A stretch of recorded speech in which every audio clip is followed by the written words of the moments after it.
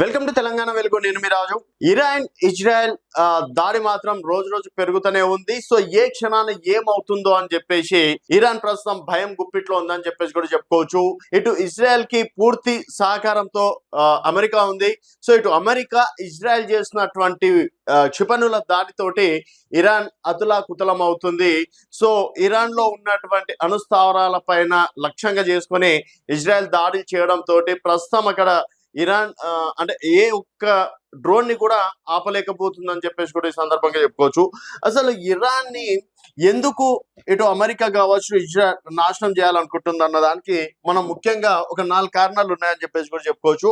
So Israel America పైన Iran పదే పదే కాలు దవ్వుతున్నటువంటి విషయం అందరికీ తెలిసిన విషయమే. అండ్ రీసెంట్ గా ఖమేని కూడా మృతి చెందడం తోటి సో ఖమేని చాలా సందర్భాల్లో ఇటు అమెరికాతో కావచ్చు ఇజ్రాయెల్ తోటి డైరెక్ట్ గా వైరం పెట్టుకున్నారు. సో ట్రంప్ ను కూడా మేము ఏ అంటే యుఎస్ఏ అధ్యక్షుడిని కూడా ఏ సందర్భం అయినా సరే మేము లేపేస్తామని చెప్పేసి తర్వాత ఇజ్రాయెల్ ని నీలమట్టం చేస్తామని చెప్పేసి చాలా సందర్భాల్లో చెప్పడం అనేది జరిగింది. తను చెప్తున్న ప్రతిసారి ఇజ్రాయెల్ అమెరికా ఇద్దరు కూడా జాగ్రత్త పడి సంవత్సరం నుంచి దాదాపుగా కొన్ని నెలల పాటు నుంచి కూడా ఖమేని పైన తను ఎక్కడెక్కడ వెళ్తున్నారు, ఎవరిని కలుస్తున్నాడు, ఏం చర్యలు తీసుకుంటున్నాడు అన్న దానిపైన ట్రాఫిక్ సంబంధించి సీసీ కెమెరాలు ఉంటాయి కదా, అవి హైక్ చేసి మరి ఖమేని యొక్క అడుగు జాడల్ని కనుగోవడం అనేది జరిగింది. ఆ విధంగా డైరెక్ట్ గా లక్ష్యం చేసుకుని ఇజ్రాయెల్ డైరెక్ట్ ఖమేని ఉంటున్నటువంటి నివాసం పైన దాడులు చేయడం అనేది జరిగింది. ఒకటి కాదు రెండు కాదు, దాదాపుగా 50కి పైగా డ్రోన్లతోటి దాడులు చేయడం తోటి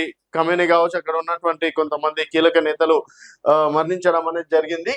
సో ఈ విధంగా ఖమేని చేసినటువంటి వ్యాఖ్యలు కావచ్చు. తర్వాత ఖమేని ఇంకో విషయం ఏంటంటే రెండోది ముఖ్యంగా చెప్పుకోవాలంటే అణుయుద్ధం కావడం కావచ్చు, తర్వాత అణుబాంబు విషయంలో కావచ్చు, మా దగ్గర అనుభవం ఉంది, సో మేము ఇక్కడ ఏం చేసినా నడుస్తుంది, మాతోటి ఎవరన్నా పెట్టుకుంటే మాత్రం ఎవరు కూడా బతికి బట్టగారు, సో ఏ దేశానైనా సరే మేము శాసించగలుగుతాం అది ఇది అని చెప్పేసి చాలా సందర్భాల్లో కూడా రెచ్చగొట్టే ప్రసంగాలు చేయడం అనేది కూడా ఇజ్రాయెల్ అమెరికాకి అది మాత్రం నచ్చలేదు. ఒకవేళ నిజంగా అణు విధ్వంసం జరిగితే ప్రపంచ దేశాలకు చాలా వరకు లాస్. ఇప్పుడు ఇరాన్ ఇజ్రాయెల్ యుద్ధం నడుస్తుంటేనే చాలా వరకు ఇంధనం కావచ్చు, ఆయిల్ కావచ్చు, ఇతర విషయాలలో చాలా వరకు ప్రపంచ వాణిజ్య వ్యవస్థ అనేది దెబ్బతిన్నాయి. అట్లాంటిది ఇంకా అణుబాంబులు వేస్తే అణుస్థావరాలను నాశనం చేస్తే ఇంకేముంటాయి. సో ఈ విధంగా ఈ యొక్క అణుబాంబుని కావచ్చు ఇట్లాంటి దాన్ని అడ్డుకోవాలి, ఎలాగైనా సరే అడ్డుకోవాలి, ఇది ప్రపంచానికి ఏమాత్రం మంచిది కాదు అన్న విషయంలో కూడా ఇటు ఇజ్రాయెల్ అమెరికా ఆలోచించడం అనేది జరిగింది. తర్వాత ఇరాన్ విషయంలో చూసుకున్నట్టయితే వాళ్ళ దగ్గర ఉన్నటువంటి ఆయిల్ విషయంలో కావచ్చు, తర్వాత పెట్రోలింగ్ విషయంలో కావచ్చు, చుమురు నిల్వల విషయంలో అంటే మాకంటే మనగాడు ఎవ్వరు లేరు, ఏ దేశమైనా సరే మా దగ్గరికి రావాల్సిందే, మేము ఎంత చెప్తే అంత అన్నట్టు కూడా ఇటు ప్రపంచ దేశాలను కూడా త్వరలో మేము శాసిస్తాం అన్నట్టు కూడా కొంతవరకు గర్వంగా అంటే బిహేవ్ చేయడం కావచ్చు. ఈ విధంగా ఇట్లాంటి కొన్ని విషయాలలో మాత్రం డైరెక్ట్ గా ఇజ్రాయెల్ని అమెరికాని టార్గెట్ చేయడం తోటి సో వీళ్ళు ఇంకా ఖమేని వల్ల కావచ్చు, ఇరాన్ వల్ల కావచ్చు, ఈ రోజు కాకపోతే రేపైనా సరే భవిష్యత్తులో కూడా ప్రమాదం ఉండే అవకాశం ఉంటుంది.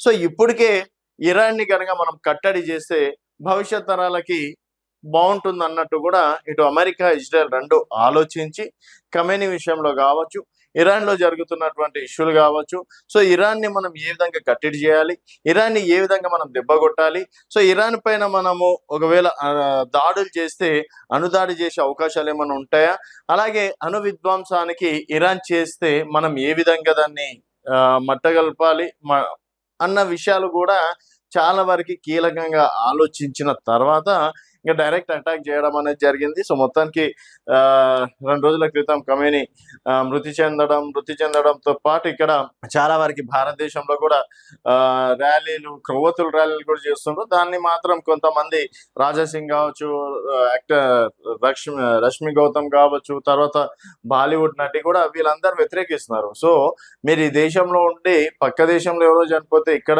ర్యాలీలు చేయడం ఏంది, ఇక ఏకంగా కాశ్మీర్ లో అయితే ప్రభుత్వ ఆస్తులు కూడా ధ్వంసం చేసినటువంటి పరిస్థితి. ఈ రోజు ఒక క్రికెటర్ కూడా ఒక ట్వీట్ చేయడం అనేది జరిగింది. సో ఈ దేశంలో ఉండాలనుకుంటే దేశంలో ఉండండి, పక్క దేశం వాళ్ళ గురించి పాట పాడాలనుకుంటే అక్కడ వెళ్ళి యుద్ధం చేసుకోండి అంటూ కూడా ట్వీట్ చేయడం అనేది జరిగింది. ఇట్లా మన దేశంలోనే కాదు, అమెరికా కావచ్చు కొన్ని చోట్ల, ఎందుకంటే ఖమేని వాళ్ళకి సంబంధించి షియా వర్గాలకు సంబంధించి మత గురువు కాబట్టి వాళ్ళ విషయంలో వాళ్ళు ఏదో ఇక్కడ ర్యాలీలు అవి చేస్తున్నారు.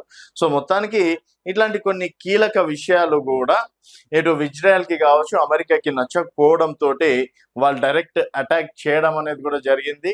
సో ఆ విధంగా మరి ఇరాన్ నుంచి వస్తే అంతో ఎంతో దెబ్బతింటాం, మనకు కూడా ఎఫెక్ట్ ఉంటుంది అని చెప్పేసి ఆ రెండు దేశాలకు కూడా తెలుసు. ఇప్పటికీ అమెరికా దగ్గర ఉన్నటువంటి క్షిపణులు కావచ్చు, తర్వాత ఇజ్రాయెల్ దగ్గర ఉన్నటువంటి చాలా వరకు వాళ్ళకు కూడా రోజుకి దాదాపుగా 80 మిలియన్ డాలర్ల వరకు నష్టాలను కూడా చేకూర్చే అవకాశం ఉంది. అయినా కూడా భవిష్యత్తులో మళ్ళీ ఇరాన్ ఇలాంటి కాళ్ళు దువ్వకుండా, ఇలాంటి చర్యలు చేయకుండా కట్టడి చేయాలంటే మాత్రం డెఫినెట్గా ఇలాంటి చర్యలు తప్పవని చెప్పేసి కూడా, ఇలాంటి అటాక్ చేసిందని చెప్పేసి కూడా ఈ సందర్భంగా చెప్పుకోవచ్చు. సో మొత్తానికి మరి ఇంకొక వారం రోజులు, అలాగే 4 వారాలు అంటే ఒక నెల రోజులు కూడా యుద్ధం ఉండే అవకాశాలు ఉన్నాయని చెప్పేసి కూడా ట్రంప్ ప్రకటించడం అనేది జరిగింది. ఎవరు కూడా బయటికి రావద్దు, అందరు ఇళ్లలోనే ఉండండి. ఇరాన్ ఎప్పటికైనా సరే మేము చెప్పినట్టు వింటా అంటే ఓకే, లేకపోతే మాత్రం ఇంకా అసలు మేము మా సైనికులన్నీ రంగంలో దించలేదు, మా సైనికుల్ని కనుక రంగంలో దించుతే ఇంకా ఇరాన్ మొత్తం భూస్థాపితం కావడం అని చెప్పేసి కూడా చెప్పడం అనేది జరిగింది. చూడాలి మరి యుద్ధం ఎప్పుడు వరకు నడుస్తుంది. భారతదేశం మాత్రం శాంతియుత చర్చలు జరుపుతూనే బెటర్ అని చెప్పేసి కూడా భారతదేశం ఒక ప్రకటనలో తెలపడం అనేది కూడా జరిగింది. మరి ఆయా దేశాలు ఏం నిర్ణయం తీసుకుంటుంది అనేది వేచి చూడాల్సిన విషయం. చూస్తూనే ఉండండి తెలంగాణ వెలుగు.